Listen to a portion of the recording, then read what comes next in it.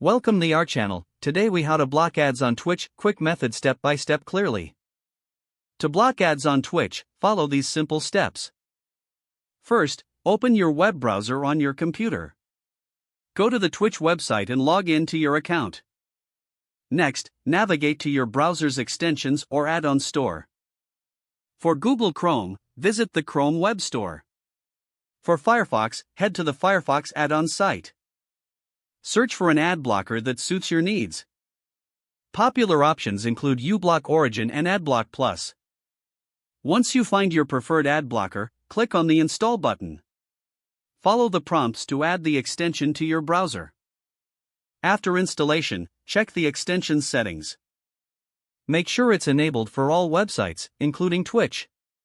Now, return to the Twitch website. Start watching your favorite streams without interruptions. If ads still appear, try refreshing the page. You might also consider adjusting the ad blocker's settings. Some extensions allow you to whitelist channels if needed. Enjoy an uninterrupted Twitch experience. If the page does not load, refresh the browser or try again in a private or incognito window. Make sure you are using the correct email address, then retype it carefully to avoid small typos. If your password is not accepted, use the reset option and create a new strong password you can remember. Check your spam folder for verification or security emails, then complete any requested confirmation steps. Enable two-factor authentication if available to improve account security and reduce unauthorized access risk.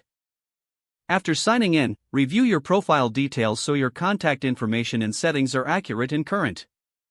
If you see an error message, note it down and try again after restarting your device and internet connection. Log out when you finish, especially on shared devices, to keep your account and payment information secure. If the page does not load, refresh the browser or try again in a private or incognito window. Make sure you are using the correct email address, then retype it carefully to avoid small typos.